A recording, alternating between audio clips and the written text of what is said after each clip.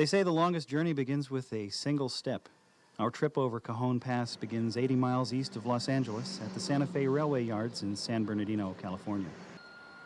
San Bernardino is named after Saint Bernardino, the patron saint of bankers, who was born in 1439. When Santa Fe's original wood depot was destroyed by fire in 1916, the railroad built this concrete station, complete with these 4 decorative musk derbies on the roof. In steam days, San Bernardino boasted a concrete roundhouse with 35 stalls. Most of the roundhouse stalls were eventually eliminated, along with Santa Fe's steam engines. What rose from the ashes, so to speak, was this pair of diesel shops. For 30 years, the people who worked here ministered to Santa Fe's diesel multitudes. They blessed the mechanically lame and electrically sick with renewed spirit and vigor. But the shops are fated to follow the steamers and the old roundhouse into oblivion. Santa Fe's intermodal traffic is booming, and space in San Bernardino is at a premium. So the shops will be demolished to make room for more yard tracks in what Santa Fe calls the A-yard.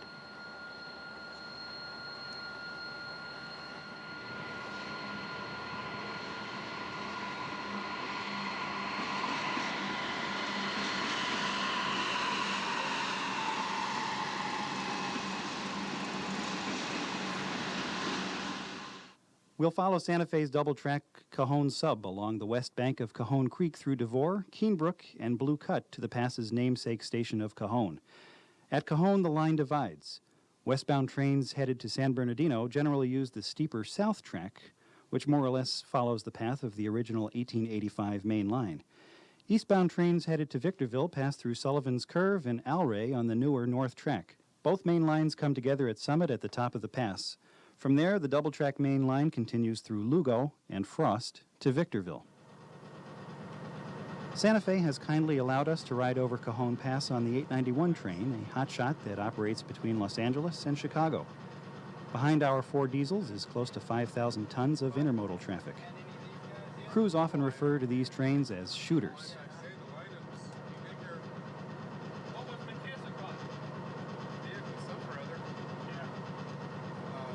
That's Interstate 215 on our right, which takes you to Las Vegas via Interstate 15.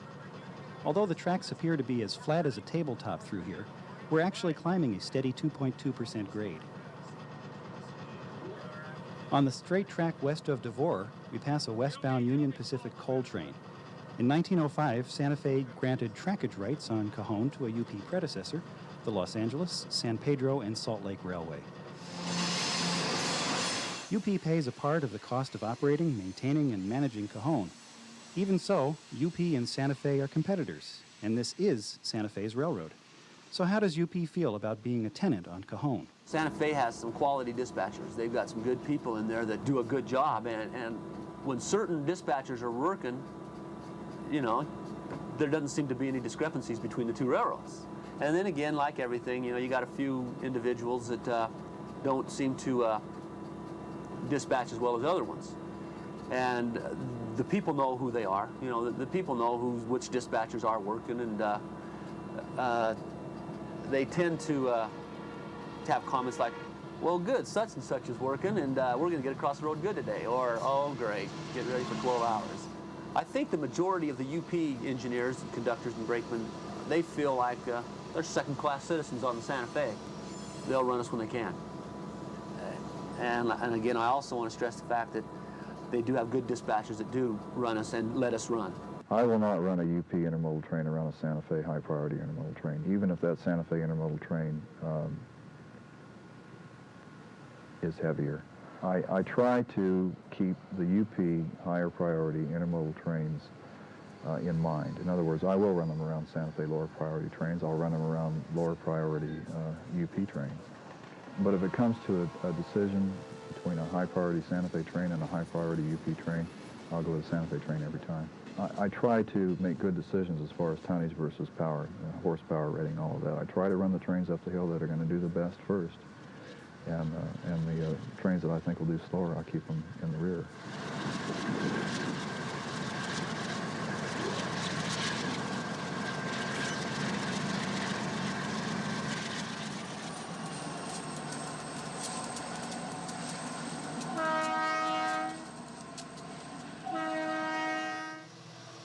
If you're a model railroader who enjoys industrial switching, you can pretty much forget about modeling Cajon.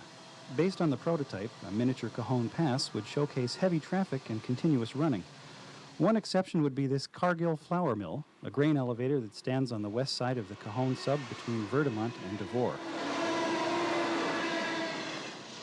The elevator's switcher is worth noting. It's an NW2, one of more than 1,000 built in the 1940s by the Electromotive Division of General Motors, also known as EMD.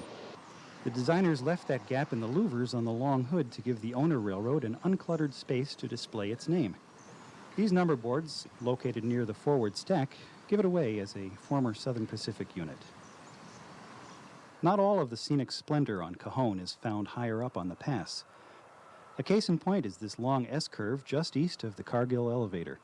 Here we see Amtrak's Southwest Chief snaking through the curve behind a pair of Genesis locomotives built by GE.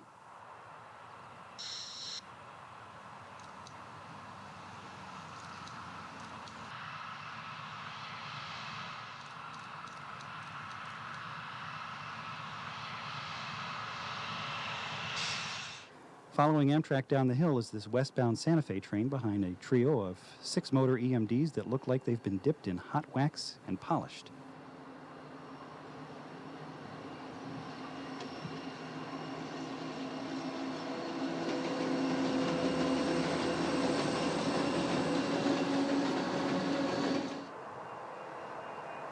Southern Pacific once talked with Santa Fe about operating its trains over Cajon between Summit and SP's own line at Colton. When talks stalled in 1966, SP chose to build its own line from Palmdale to Colton, which it calls the Palmdale Cutoff. As we ease around the top of the S-curve aboard the 891 train, we approach Devore. Because of the narrow canyon ahead, this was the only possible location for a Y, spelled W-Y-E. A Y is 2 tracks shaped like the letter Y that's used for turning locomotives. In single-track days, steam engines that had helped eastbound trains up the hill came back to Devore, where they were turned around to help the next eastbound train. Devore was once the site of a pair of passing sidings. You can see the old westbound siding as the Santa Fe passenger train hustles through Devore behind a pair of rare Alco DL-109 diesels. Passing sidings are used to get slow trains off the main line in order to allow faster trains to pass. A case in point is this view, in March of 1950, of UP's City of Los Angeles. It's passing a westbound freight, which is sitting in the siding behind 4 Alco FA1 diesels.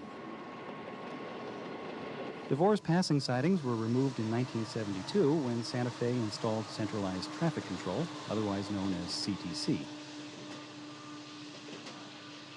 CTC allows the dispatcher to control switches and signals from a machine in his or her office. Did our crew get up to Victorville for the helpers yet? I do not believe so. I have a harbor train that's leaving West D Yard right now that's going to need them. In the case of the Cajon sub, the dispatcher's office is located in this modern office building in Schaumburg, Illinois, a suburb of Chicago. But don't look for CTC-controlled switches and signals on the Devore Y. It was torn out after World War II, leaving helpers such as this pair of UP EMD SD40-2s to sail through town on their way back to Victorville. Tangent track takes us into Keenbrook, which was relocated from its original site 3 miles east of here when Santa Fe installed CTC and a pair of 50-mile-an-hour crossovers in 1972. The signal on our left is another legacy from Santa Fe's stormy relationship with Southern Pacific. When the 2 railroads decided to merge in the mid-1980s, a connecting track was built between both lines. It looked as if SP trains would finally cross Cajon on Santa Fe.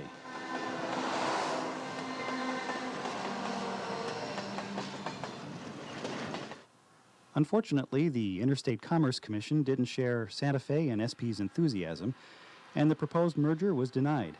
As a result, these signals have never given a green light to a revenue train. Whether the crossover is doomed to remain a monument to the failed Southern Pacific Santa Fe merger may depend on UP. Railroad analysts have long predicted a merger between UP and SP. If that happens, the merged company may use this crossover to reach SP's Colton Yard from Cajon, which means that these UP units on this SP train may be more than just a curiosity. They may, in fact, foretell the future.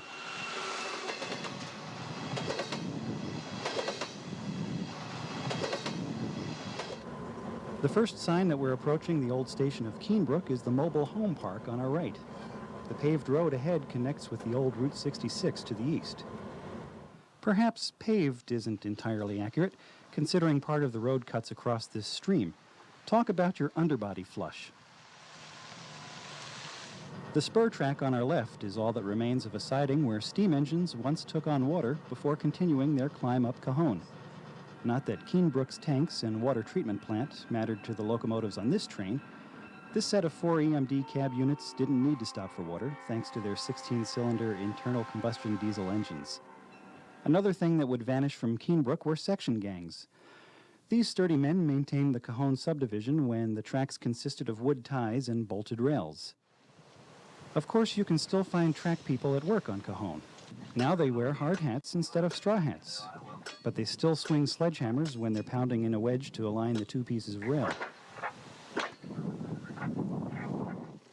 But it's doubtful the old Keenbrook section gang would recognize their modern-day counterparts making this thermite weld in the rail. Essentially, this crew is sealing the joint by soldering it with the weld metal. The end result? Less maintenance and a smoother train ride.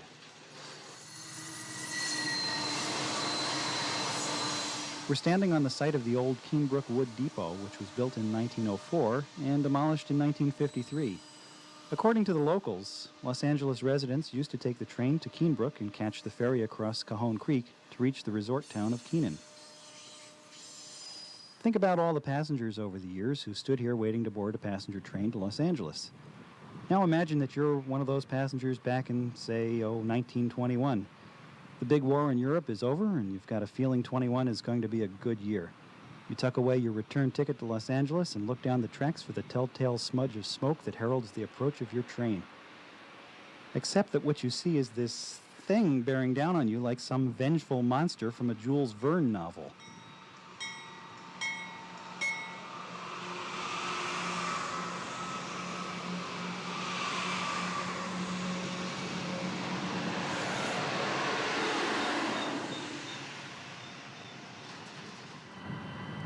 This eastbound SP freight above Keenbrook brings to mind the Bible prophecy, "The first shall be last."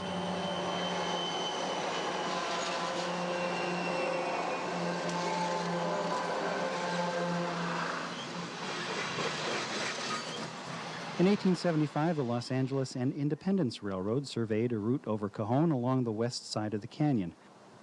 When the railroad went bust, SP acquired the unfinished right-of-way.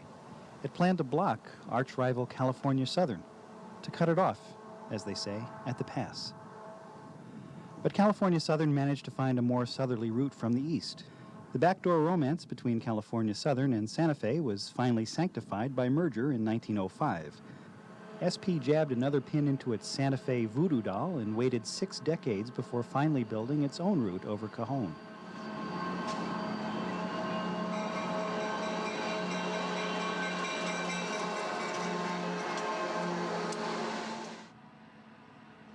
Fortunately, old locomotives don't hold grudges. The trailing unit on this SP train is lettered CRL, which stands for Conrail Leasing, but under its blue paint beats the heart of an old Santa Fe C30-7, which Santa Fe traded in to GE in 1990.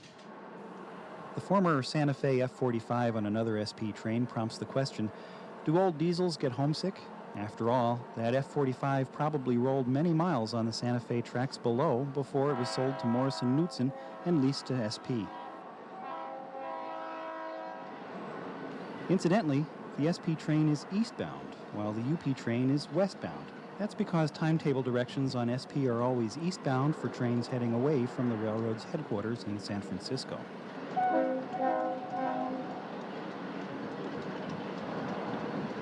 Back on the 891 train, we find ourselves on a sweeping curve approaching Blue Cut.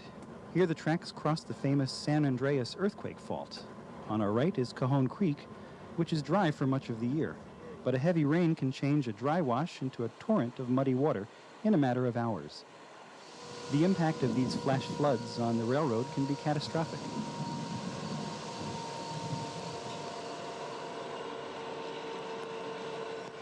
From trackside, Blue Cut seems to echo the sweep and grandeur of Conrail's famous Horseshoe Curve in Pennsylvania. To compensate for the effect of centrifugal force, The outer rail is raised 6 inches or so to tip the train inward. Don't worry, you won't have to take a physics quiz when we're finished. Just remember the same principles were at work back when the Santa Fe 210-2 stomped through Blue Cut. This engine was built by the old Baldwin Locomotive Works in Philadelphia back in the 20s.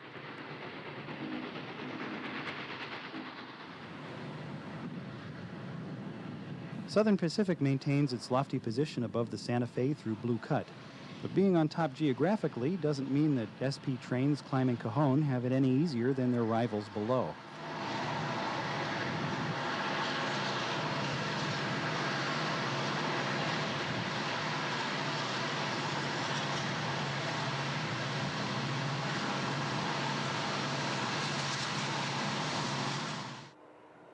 Fortunately, what goes up must come down. In this case, what's coming down is an eastbound SP train powered by 3 6-axle diesels.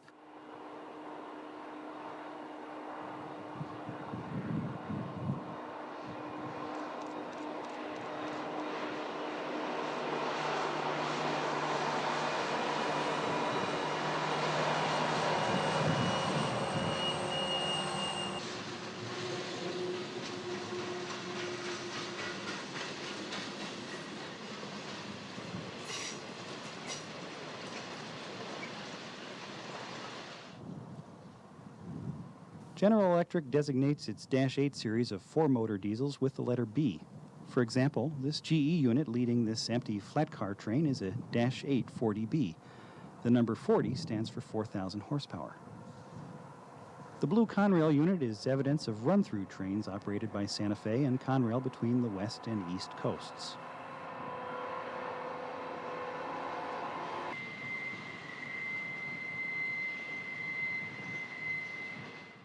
Blue Cut itself is little more than a wide spot on old Route 66, the mythical Mother Road that once served as the main artery between Chicago and Los Angeles. Despite its proximity to the tracks, it never rated mention in a Santa Fe timetable, let alone a station.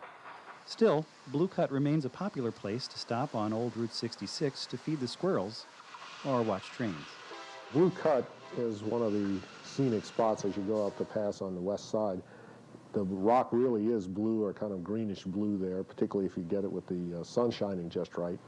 There's a pull-off from old Route 66, which is a good rail fan spot. You can look right over the creek at the main line there. And it's been there for a long time, so I can imagine people stopping back there in the old days.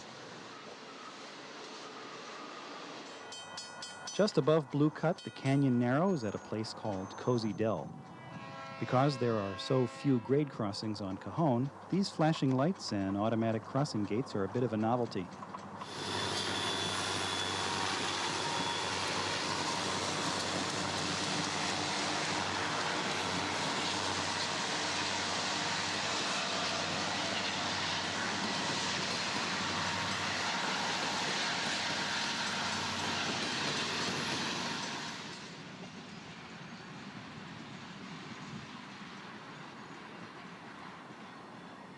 Because the canyon narrows considerably at Cozy Dell, Santa Fe's original line crossed Cajon Creek and ran along the east side of the canyon to Cajon Station.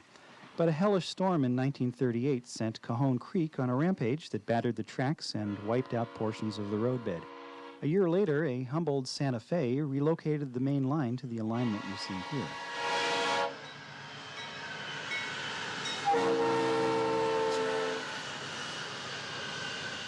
Leaving Cozy Dell, our 891 train comes face-to-face with a UP train powered by a mix of GE and EMD diesels. It prompted us to ask our engineer how he feels about his job. I like being out and seeing things.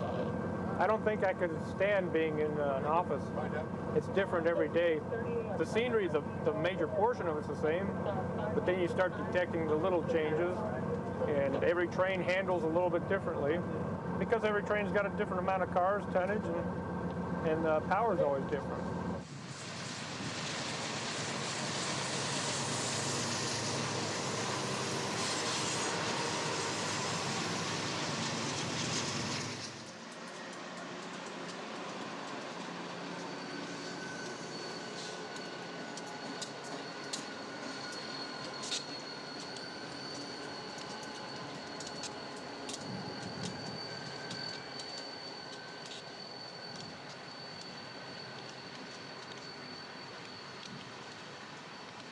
If you're like us, your view of Cajon Station is shaped by what your mind thinks and your heart feels.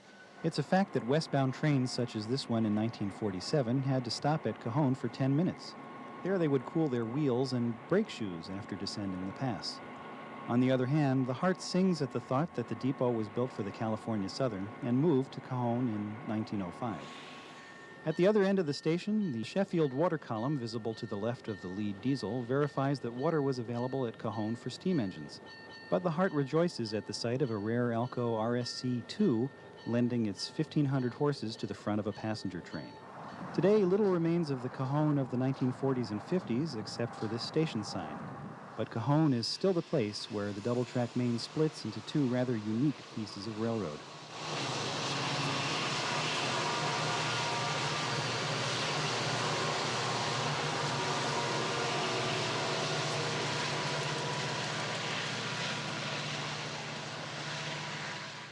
Westbound trains headed down the pass use the south track, which has a grade of 3.2%.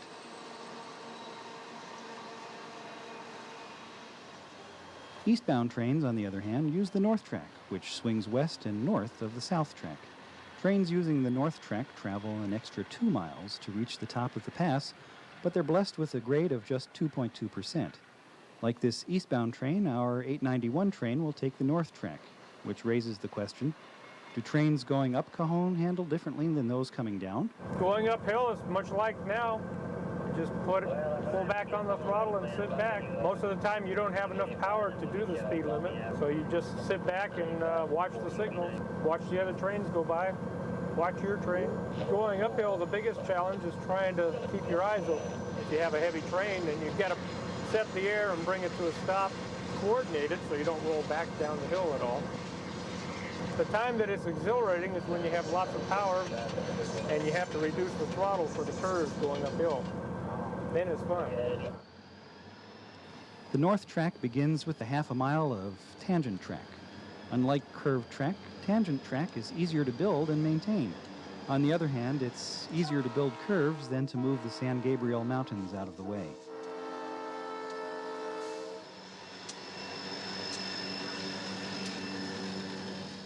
Depending on your view of the afterlife, you may want to be reincarnated as this creosote bush.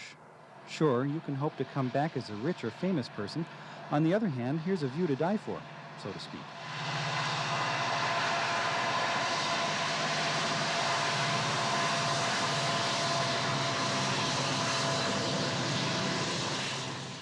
Let's get some perspective on where we're at.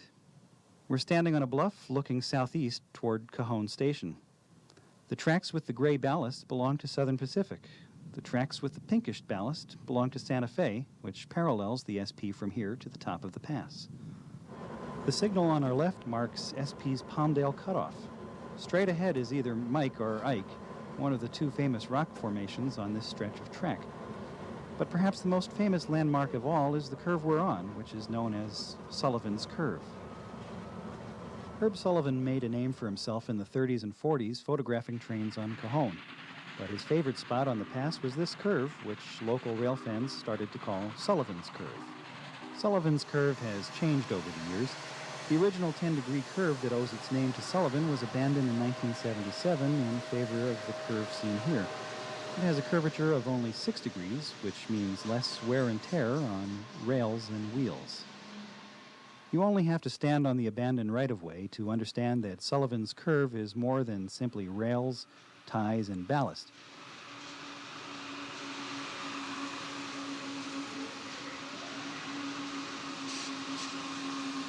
Never mind that you can stand on the old 10-degree alignment and see the end of a westbound train.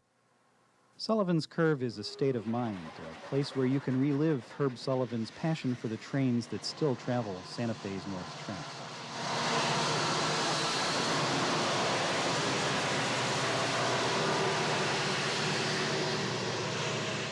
Southern Pacific showed up 10 years before Sullivan's Curve was relocated. This is Canyon Station, the location of a 7,000-foot passing siding. Looking further north from a bluff above Canyon, we see an eastbound Santa Fe train gliding around Sullivan's Curve. A few minutes later, SP sends an eastbound train in the opposite direction.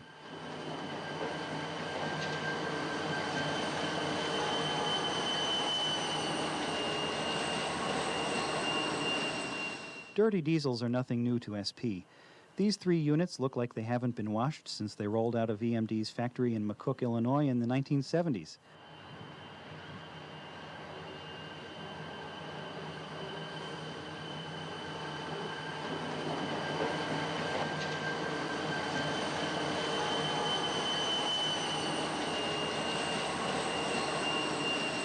Santa Fe's diesels are an entirely different matter. These units, grinding past Mike and Ike, are about the same age as the SP units we just saw. But you wouldn't know it from their paint, which looks factory fresh.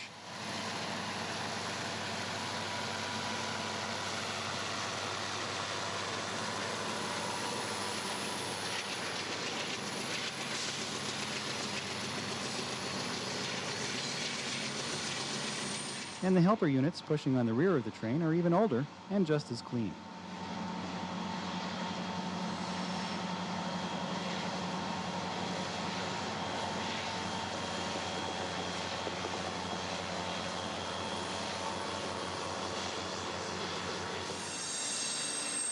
This eastbound SP train illustrates some subtle variations in SP's locomotive paint schemes.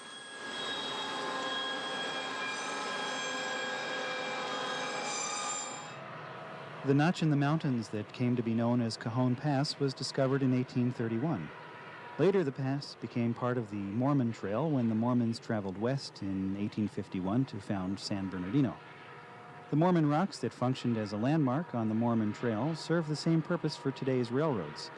SP went so far as to lay its tracks between the two rock formations when it built the Palmdale Cutoff in 1966.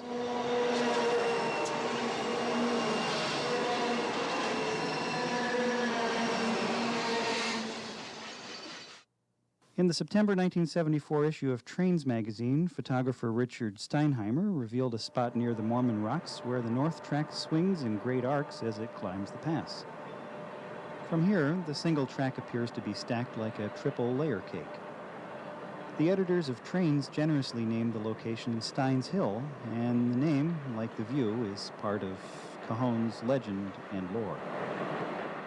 Most of the trains that zigzag past Stein's Hill on the north track are eastbounds, but CTC allows trains to operate in either direction. In this case, the south track is blocked by a westbound train that stopped at Cajon to check its brakes before continuing downgrade. To keep things moving, the dispatcher has sent this westbound Santa Fe train the wrong way down the north track. Back on the 891 train, we find ourselves 3,400 feet above sea level at El Rey. It's named after a Santa Fe roadmaster named Al Ray. We're about to enter Tunnel 2, one of two concrete tunnels on the north track. At 450 feet long, the tunnels are hardly in the same league as, say, Burlington Northern's 7-mile-long Cascade Tunnel. But the tunnels have a charm of their own. The wood depots and other structures once found on Cajon have been gone for many years. So anything on Cajon that survives with its construction date cast in stone is worthy of celebration. Here's something else to cheer. In 1950, this set of 4 EMD F7 cab units rolled a freight out of the east end of Tunnel 1. Sure, the F units are gone, scrapped, or transformed into CF7 road switchers, but 4 decades later, you can still stand on the same spot and see a freight train at the same tunnel, construction date and all.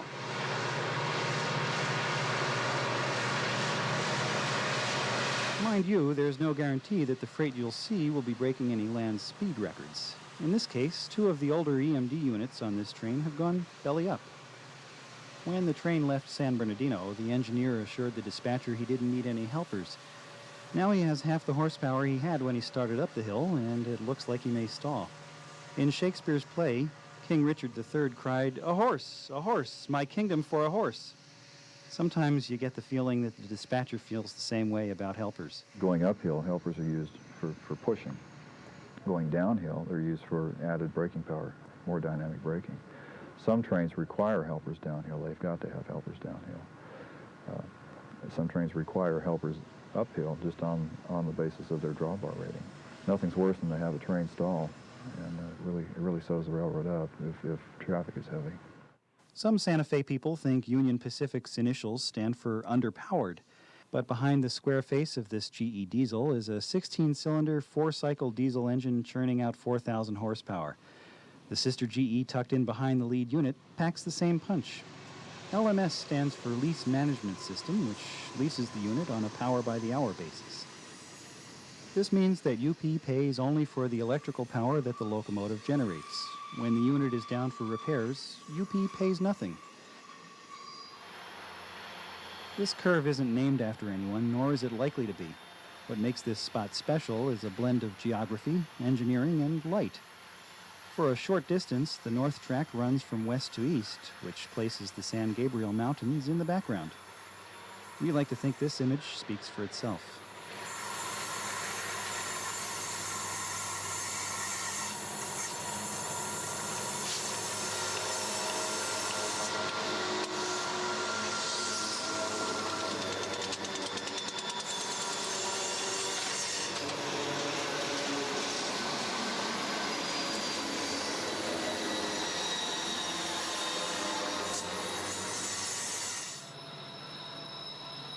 The same factors of light, track, and scenery can be found on the SP near the same location.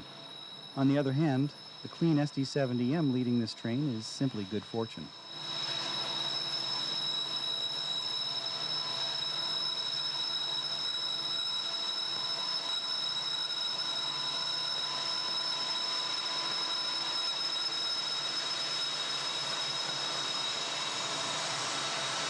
That Rio Grande speed lettering we mentioned earlier can be seen on several of the locomotives in this SP train about a mile east of our unnamed curve. The last two units are tunnel motor versions of VMD's SD40-2. The special radiators at the rear of these units permit cooler air to be drawn in when the train is operating inside a long tunnel. The bridge framing the top of the SP train belongs to Santa Fe's north track. We're near milepost 57X on the north track, which is simply milepost 57 on the south track. Santa Fe uses the letter X between Cajon and Summit to distinguish the two lines. The south track comes alive with a westbound UP train headed downgrade behind a trio of 6-motor diesels.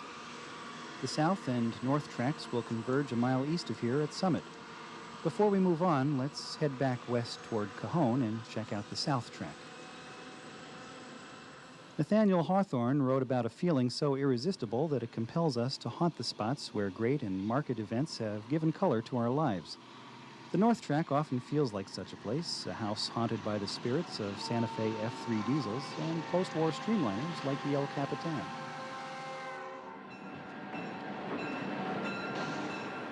But the ghosts are harder to find along the South Track.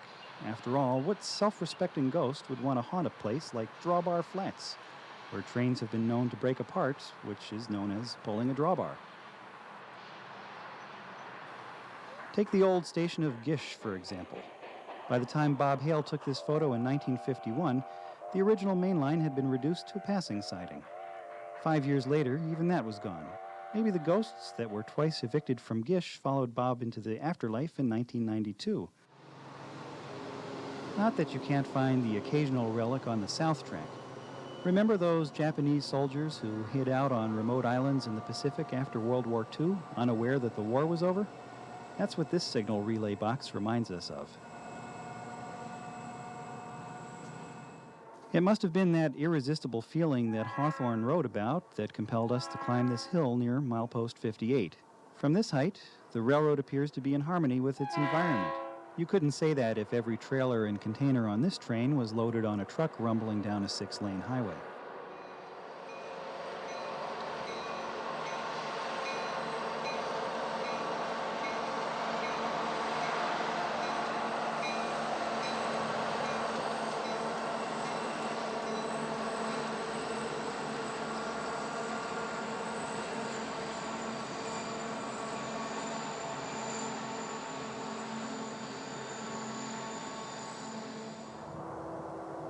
The Chicago and Northwestern traces its name back to 1859.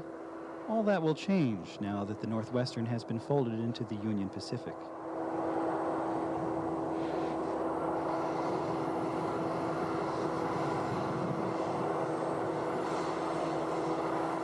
Both the North Track and SP's Palmdale Cutoff are within sight of us here.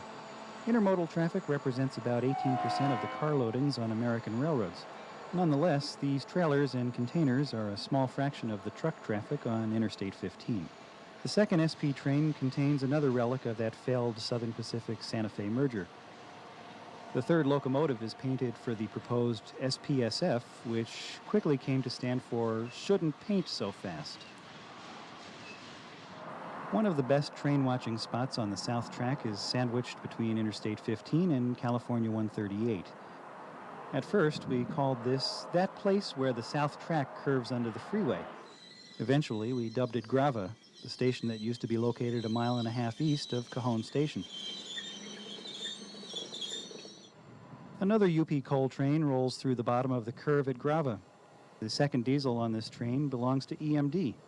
It's an SD70M that EMD built for its own lease fleet.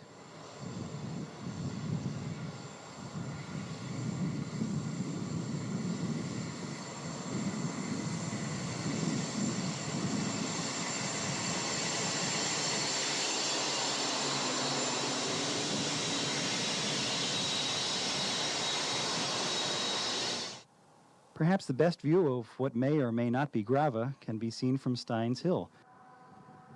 This Santa Fe train is creeping down the hill because the UP train ahead is experiencing mechanical problems. So let's return to the top of the pass. The approach to the top of the pass at Summit is another happy coincidence of engineering, geography, and light. For 1/4 mile or so, the San Gabriel Mountains provide a stunning backdrop.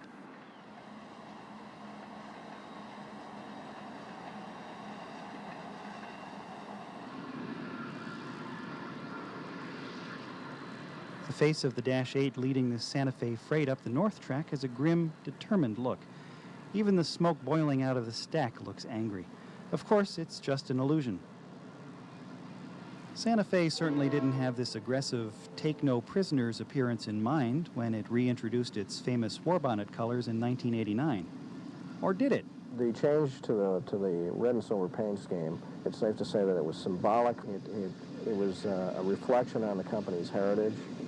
From the standpoint of image and marketing, it's a very positive thing, and everybody seems to like it. I don't hear too many people complaining about the red and silver paint scheme, except maybe model railroaders who try to paint it. But the manufacturers, General Electric and General Motors, find it a challenge because it just takes a lot more time, a lot of masking to turn out those locomotives in that paint scheme. But boy, when they come out in the desert, you can see them for miles.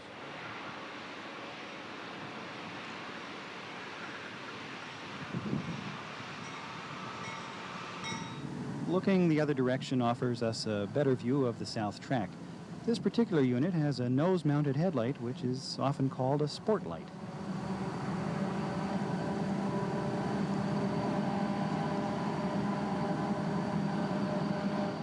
On the other hand, we'll never know what kind of headlight is on the lead unit of this eastbound train. From behind, these 6 EMD diesels present a pleasing array of cab roof profiles.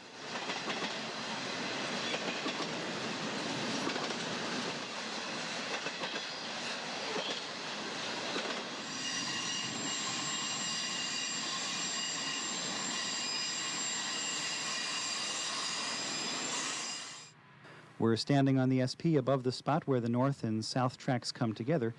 The rotating warning light mounted on the nose of this unit improves the locomotive's visibility to motorists at grade crossings. The cloud spewing from the wheels of these diesels is sand, which is used to improve the traction between the wheel and the rail.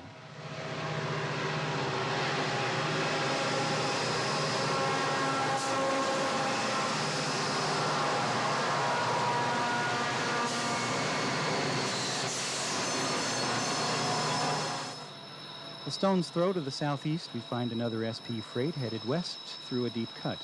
If you don't mind heights, this vantage point offers a good view of the roof details on the SD70M.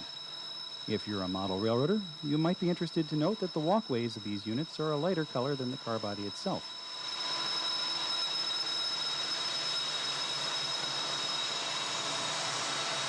Our towering view allows us to peek inside these SP gondolas, which are stacked sideways with untreated wood ties.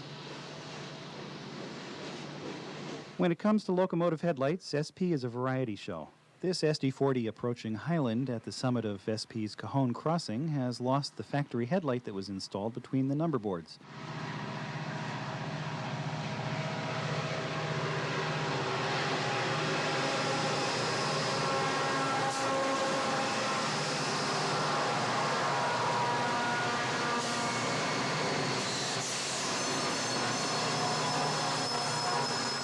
Sitting in the siding is an SD70M that came from EMD with a horizontal headlight above the front cab windows.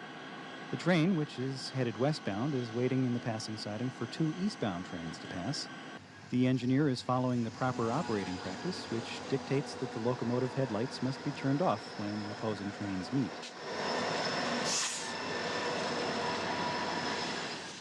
The second train is an empty flat car train that's as light as the previous train was heavy. Most of these yellow flats are owned by TTX, the railcar company formerly known as Trailer Trains. SP isn't making any money hauling these empties east, but it can console itself with the old railroad adage that today's empties are tomorrow's loads. Once the empty flats have passed, the engineer on this westbound turns on the lights. In this case, the lights include a pair of ditch lights mounted above the front pilot. Like the rotating warning light on the Rio Grande unit we saw earlier, the ditch lights increase the visibility of the locomotive at grade crossings.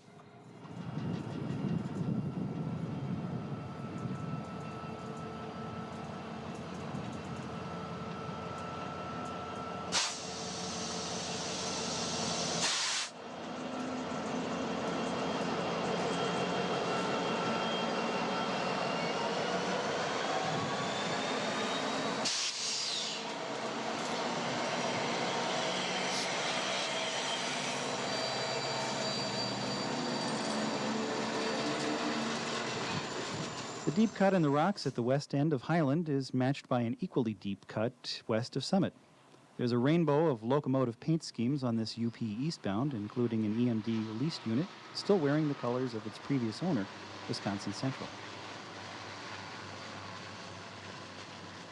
Summit sits 3,822 feet above sea level at the top of Cajon Pass, but the summit you see here is not the summit of yesterday. Old Summit used to be a very busy place because trains would have to stop there and cut off the helper engines, and they would be working on the air brake retainers and making their air brake tests. The sidings would be occupied for quite a long time while all this was going on, and the mainline tracks still had to be clear for passenger trains to get through. Now, although it's a much simpler track arrangement, you can still see trains waiting at the crossovers there when dispatchers want to cross over from north to south track to take advantage of the easier grade, and they have to wait for a train coming up on the other side. And so it's a good spot to catch a train waiting for a signal. Like Devore and Cajon, CTC and diesels spelled the end of Summit's train order station and passing sidings.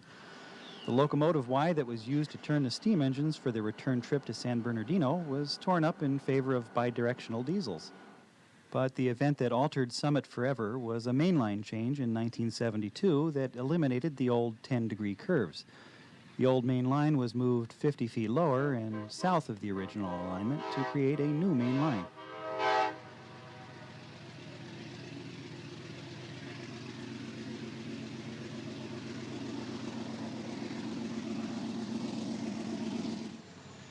A sign at the west end of the Summit crossovers reminds the engineers of westbound trains of the 3.2% grade ahead. From the lead locomotive, the engineer sees Cajon Pass in terms of the next signal, the next curve in the tracks. But how does the dispatcher 2,000 miles away in Schaumburg view Cajon? You get kind of nearsighted when you're in the engine. I mean, you think about your train and your situation, and you've got to keep in mind there's trains in front of you and trains behind you and trains on the adjacent tracks. Everybody's moving in it's either the same direction you are or in the other direction. I have to be aware of the weather out there. I do a little check every day and see what it's like out there, especially if it's raining hard, because hard rain can be damaging to certain parts of Cajon. I don't think about having a bad day or a problem. I think about, well, I'm going to sit down today and I'm going to do the best I can, keep the railroad as fluid as I can, like I always do.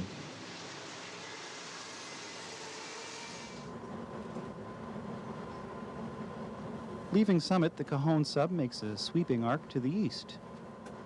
After a wiggle or two, the track straightens out.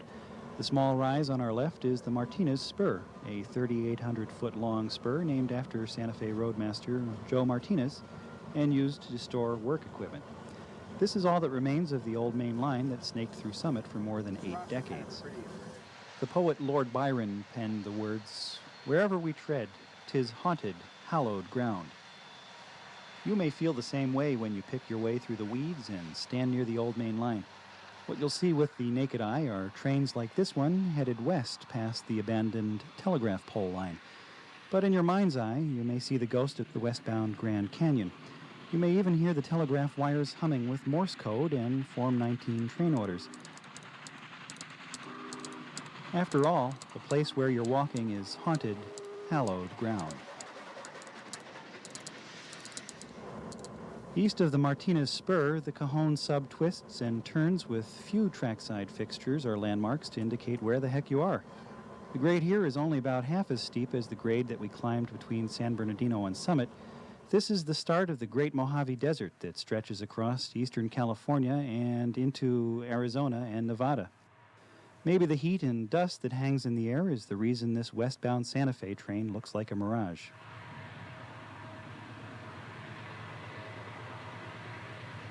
Songwriter Neil Young may have had this stretch of the Cajon sub in mind when he wrote the song, "Everybody Knows This Is Nowhere."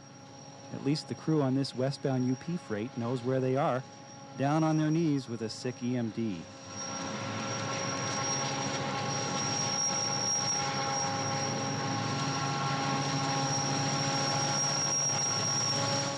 Further east, we hit the only level track between Summit and Victorville.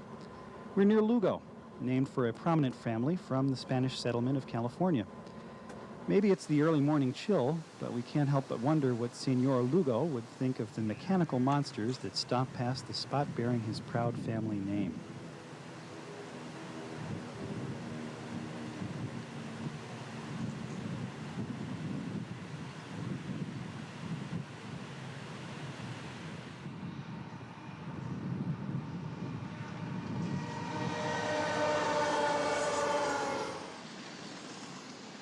Back on the 891 train, we find ourselves rolling toward the flyover at Frost. For the second time since we left San Bernardino, the Cajon sub has divided again. We're still on the north track headed east to Victorville, but the south track has peeled away and will shortly cross over us on the bridge in the distance. When we duck out from under the bridge's shadow, we'll be headed east on the south track. What used to be the south track will roll off the bridge as the north track. This lone F7 cab unit helping a passenger train at Frost is a bit unusual. That's because Santa Fe usually operated its cab units in sets of 2 or more. But Frost is unusual in its own right. At Lugo and other stations on Cajon Pass, Santa Fe uses crossover tracks to switch trains from one track to another. But this flyover automatically returns eastbound trains to right-handed running, which is how trains usually operate in double-track territory. At the same time, westbounds like this UP freight flop to the south track, where they'll descend the steep 3.2% grade all the way to Cajon, and then on to San Bernardino. The Joshua trees sprinkled around the base of the flyover probably owe their name to the great Hebrew leader Joshua. The branches of the Joshua tree are said to resemble Joshua's outstretched arm as he pointed with his spear to the city of Ai. The Joshua trees at Frost seemed to be doing the same thing when this big 484 stormed west with the Grand Canyon. The trees serve much the same purpose today, but keep one thing in mind. You don't want to stand up too fast when you're sitting under a Joshua tree, especially one with low branches. Speaking of branches, you have to wonder what message this branch sends to the aging EMDs on this westbound UP coal train.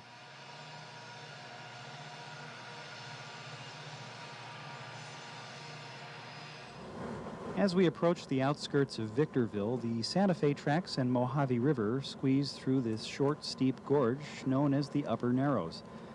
The tracks follow the river all the way to another gorge east of Victorville called, logically enough, the Lower Narrows. According to the crew on the 891 train, the Upper Narrows are home to ancient Indian petroglyphs, which are carvings and line drawings on rock. They also told us that nude bathers often frequent the nearby Mojave River.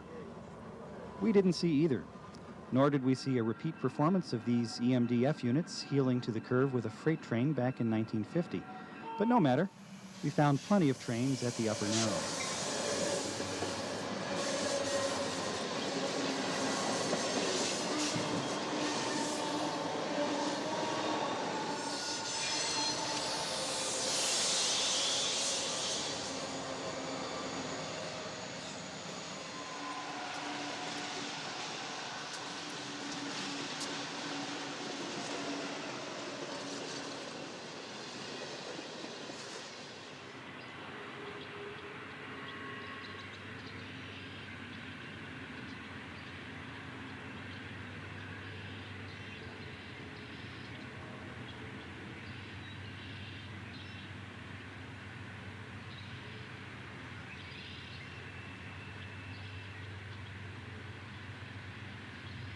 We'd like to say that we rolled into Victorville to find this set of 4 UP Alco FAs waiting to head west.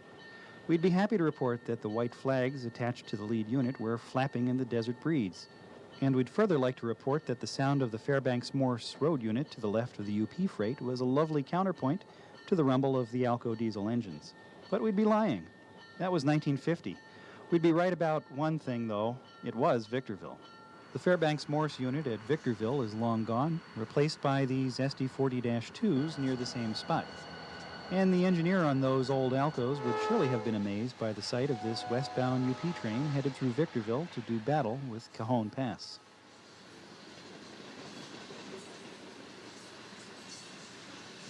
For many years, you could find Fairbanks Morse diesels at the Southwestern Portland Cement Company on the east edge of town. Eventually, the company retired the FMs. They were old, and replacement parts were expensive and hard to find. The company and the fine powder of cement that dusts everything around here has been a fixture in Victorville for more than 80 years.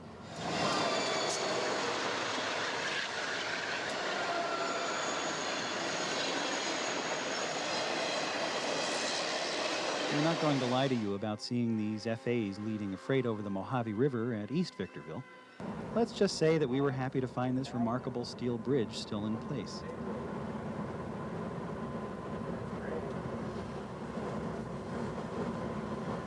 Like the tunnels at Alray, they're a link to the railroad's past in this area. And considering the amount of traffic that Santa Fe and UP stuff through them, they're not likely to follow the other structures on Cajon into oblivion.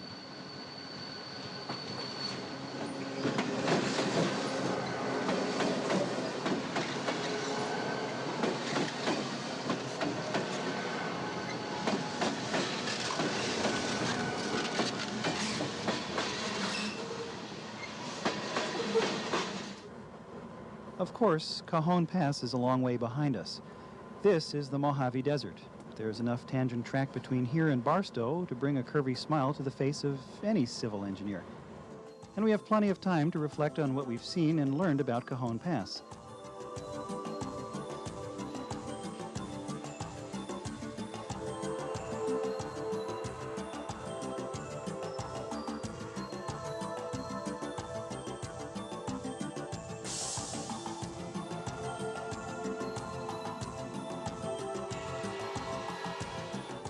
As we roll past Oro Grande, we can't help but think of our friend Nathaniel Hawthorne. He'd understand the irresistible feeling that will compel us to return to Cajon to haunt the spots that have given color to our lives. Maybe we'll see you there.